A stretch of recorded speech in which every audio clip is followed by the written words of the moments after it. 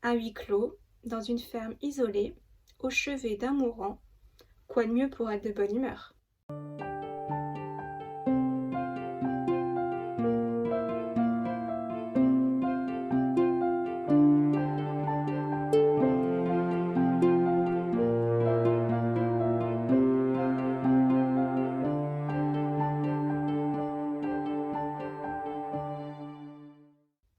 Bonjour amis des livres, c'est la chaîne du Cactus qui lit et aujourd'hui je vais vous parler de La voleuse sans ombre d'Emily G. La voleuse sans ombre est un roman de fantasy écrit par l'auteure néo-zélandaise Emily G. Melke est un spectre, une personne qui peut se rendre invisible, et son frère a hérité du même don. Tous les deux auraient pu devenir des voleurs hors pair s'ils n'avaient pas décidé de rejeter ce don pour vivre normalement. Cependant, un jour, pour aller sauver son frère retenu en otage par des salamandres, Melke va devoir bafouer ses principes et aller voler un collier. Melke va donc se rendre dans une ferme, aller voler l'objet à son propriétaire, mais sur place, Endal, un chien, ressent sa présence et part prévenir son maître. Melke parvient à s'enfuir, remet le collier aux salamandres, mais deux problèmes surgissent. 1. Les salamandres lui rendent un frère à l'article de la mort. 2. Le propriétaire du collier parvient à la retrouver. Alors en lisant la 4e de couverture, je m'attendais à un roman plein d'action, plein d'aventures, mais en fait non, pas du tout. Soyez donc prévenus, là il s'agit plutôt d'un récit en huis clos, où la moitié de l'histoire se passe dans une ferme.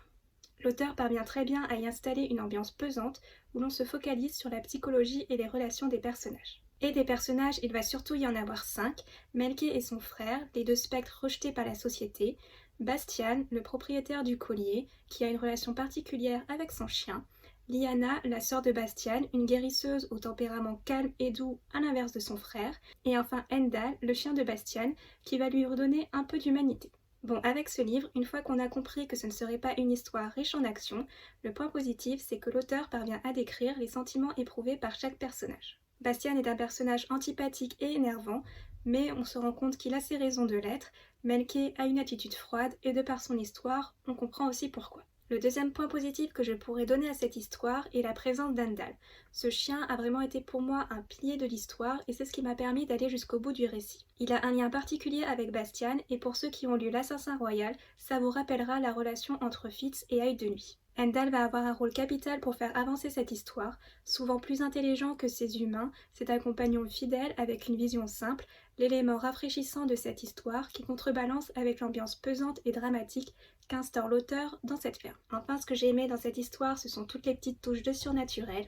Tous les personnages possèdent une forme de magie, et j'ai aussi bien aimé le bestiaire de cet univers, lié aux éléments avec le feu pour les salamandres, ou encore l'eau pour les psaharons, mais ce sont surtout leur attitude, leur cruauté qui est intéressante, et qui rajoute une atmosphère de tension sur une histoire qui n'est déjà pas très jolie de base. Mais pour moi, ce livre a un très gros défaut, c'est sa lenteur et la longueur de certains passages.